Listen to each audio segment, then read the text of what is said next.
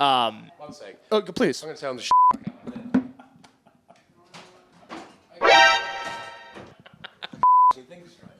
Go on. Sorry. All right, no, we're good. You good, Giorgio? All right. Keep that in.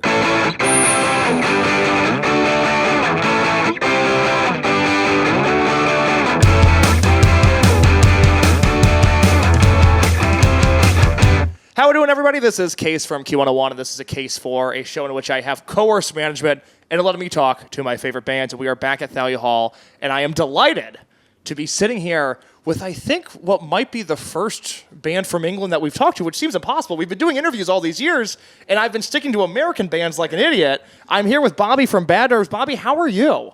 It's very expensive to come over to America. Is it worth it, though? Yes. But no, I'm good, thank you. I'm good. I'm getting in the swing of this tour now. Mm-hmm. Starting to get used to not sleeping at all. You know, it's great. Just no sleep whatsoever? Not really. I mean, a little bit. It's, you know, because we're on the bus, and that's amazing, obviously. I mean, Christ, it's brilliant. But you have to adjust to sleeping on that thing.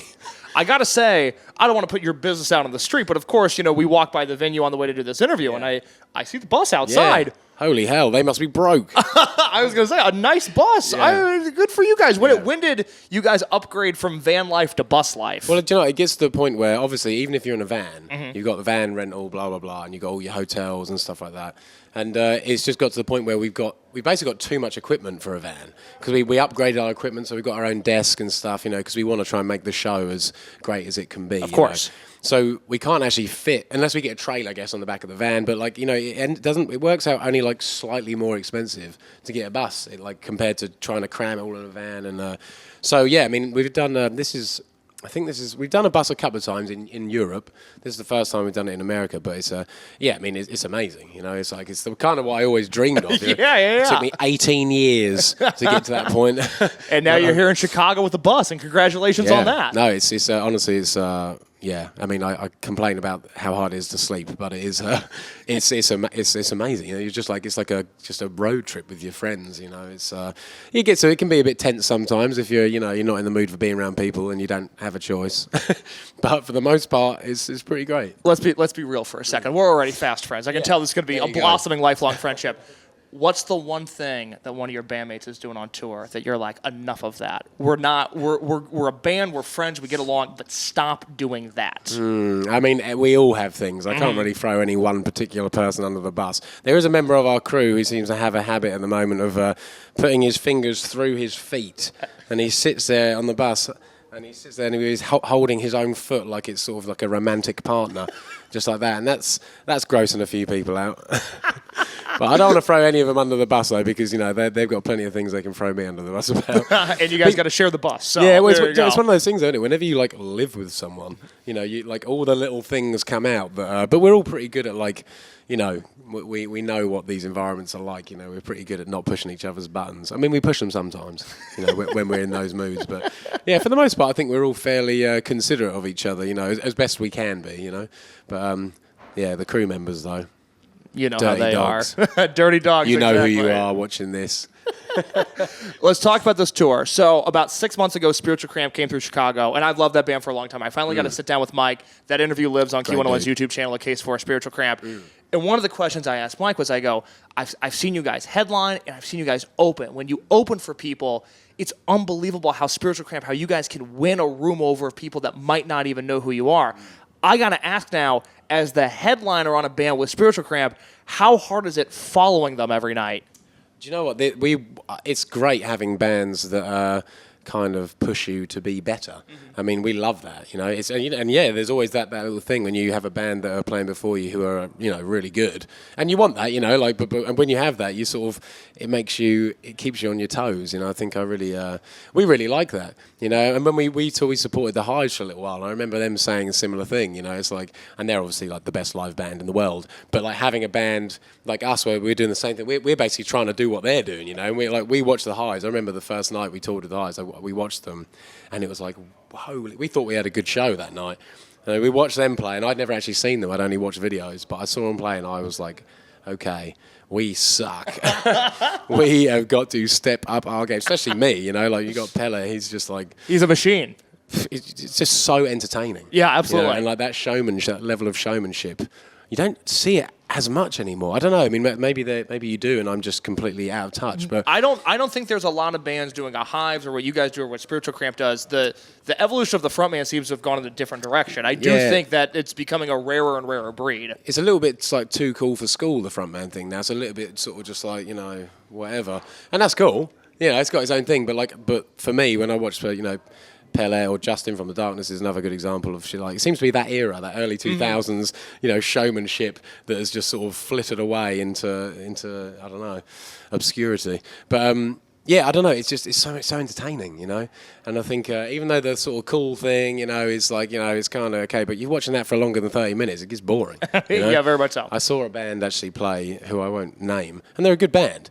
But they had that vibe about them where it was like they were like, really cool, really cool dudes. Like, and they had that vibe on stage, and they were playing to a bunch of people who didn't know them. And I remember watching it because we used to do the same thing.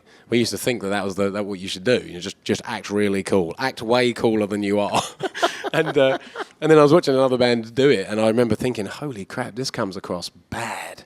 This comes across badly. Especially a room full of people who don't know you, you want it to be fun. You want it to have some personality. If people don't know who you are and you're out there sort of doing this whole attitude, Terminator fucking thing, it's like, it's just like, it is that. It's like robotic. It's deadpan. It's just, I don't know. It's just, you just watch those bands like the Hives and stuff, and you just think, holy shit, this is what we need to keep going. But is it hard as a frontman, like, especially in an opening environment, to like, all right, everybody's going to clap now? Like, you almost have to be like, I don't know if corny is the right word, but you got to put yourself out there to be like, we're cool. Like, let's have a good time together. Was that like a mental block when you first started of really embracing just sort of, I don't know if corny is the right word, but I think you know what I mean. But I think you just be authentically, yourself. I mean, some people are, authentically, they're quite serious, aren't they? But we used to just think when we started that you had to put on an act, and to an extent you do, I guess. But like, we thought that you had to kind of, we would say no smiling on stage. That was the thing we used to say. Kind of half joking, but half serious. Like, don't be going on stage and be like, hello, everyone, which is exactly what I do now.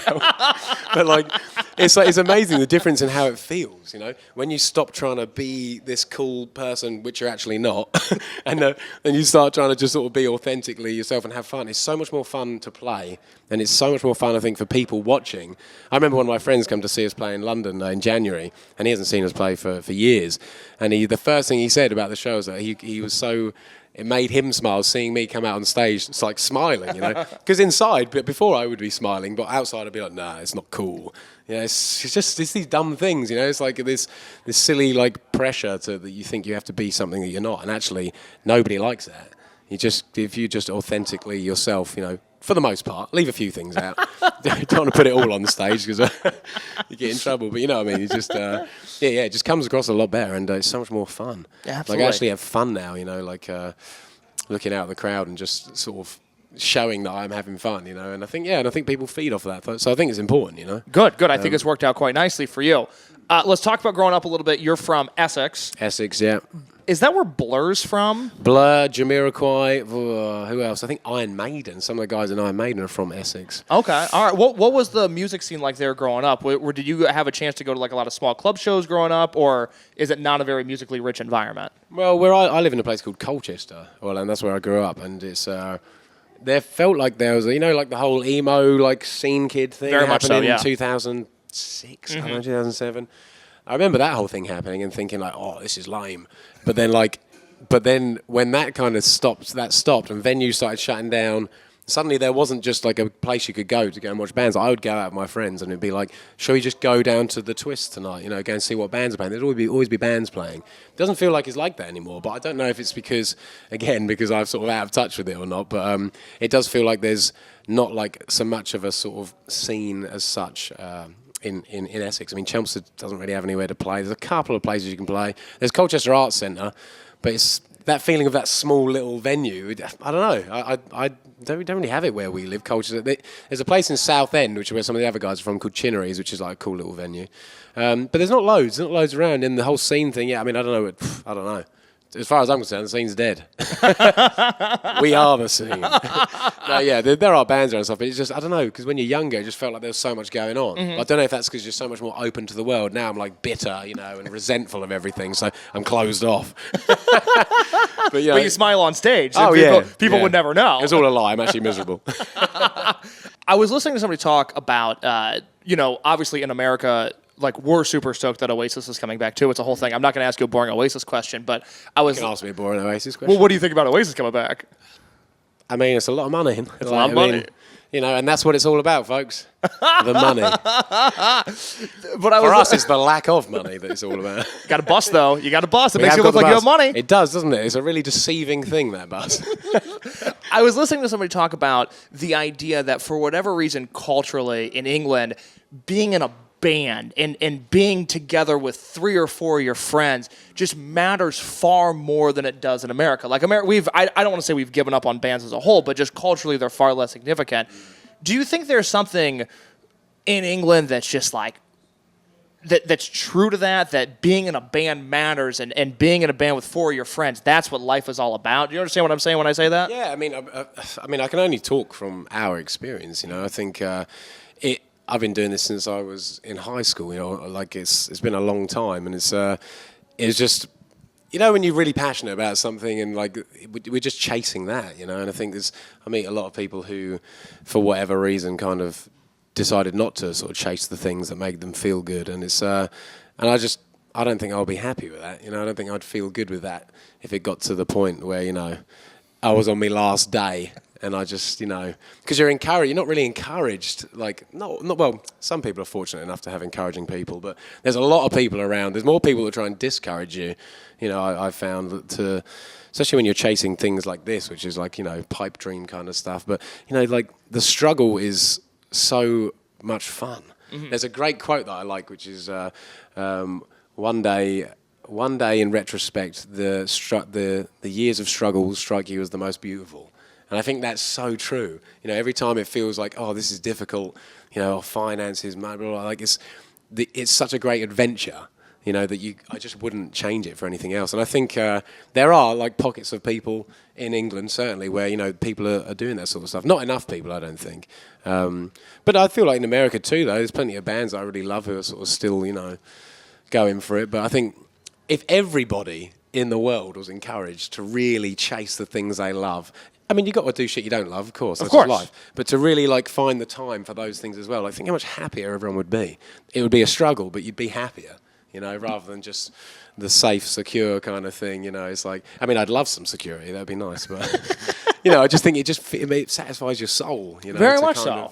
Yeah, I don't know, just to chase those things that you enjoy, really. I don't know. I think that's beautifully said. A few more questions before we get you out of here, because you got to play a big show in Chicago tonight. But still nervous. Second record, second full length. It's out now.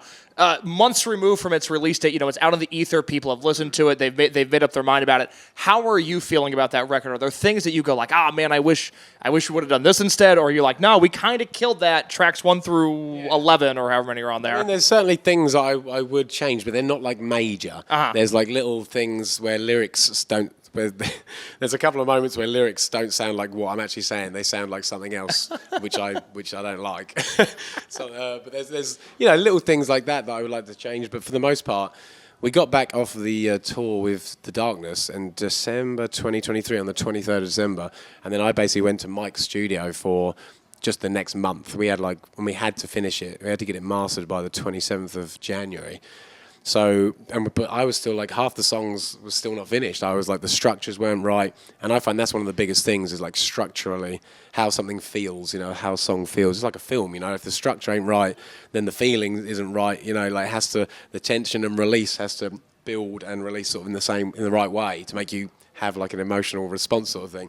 So trying to do that and having only like a month to go. We're supposed to be mixing, you know? And I'm still like in Mike's room, just like with about 5 or 6 of the songs going, I can't get the feeling of this track right.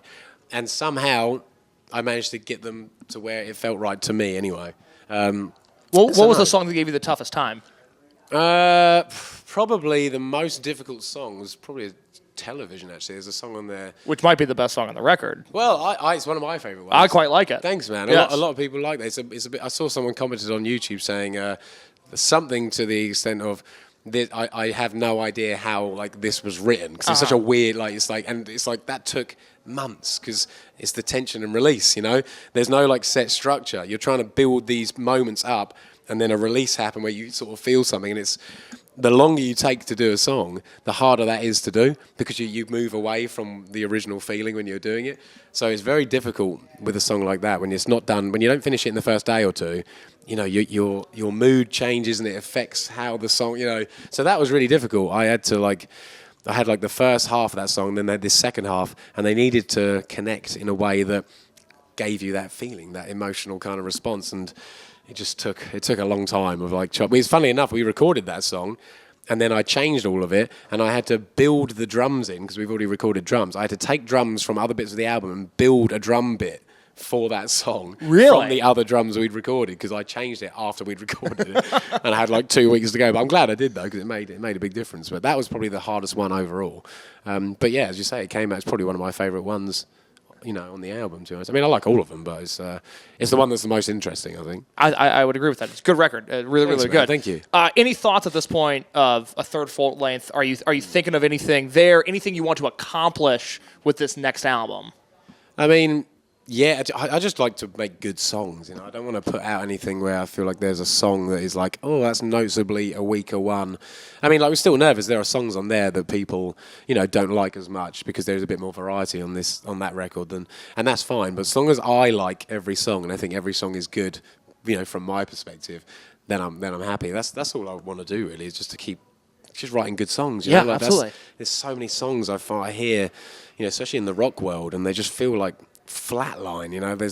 There's no tension and release, as I keep saying. Do you ever get angry when you hear a band and you hear a song and you go, why that? Why did you do that? You could have done so many other things. And I get bored sometimes listening to certain new bands. I mean, there's so much great new music out there, but every once in a while something will come across my table and I'm like, why would you do that? Oh, for sure. I mean, that happens to me all the time. But it's one of those things, though, isn't it? It's like, it's only my experience of it. Like, other people will listen to certain bands that I find confusing and love it, So it's so hard to critique anything, isn't it, really? Because you're sort of, I think some people like it, some people don't, But there are certainly songs where I hear, especially in the rock world, where I think, where's the chorus? Like, where's the bit where you go, like, never comes.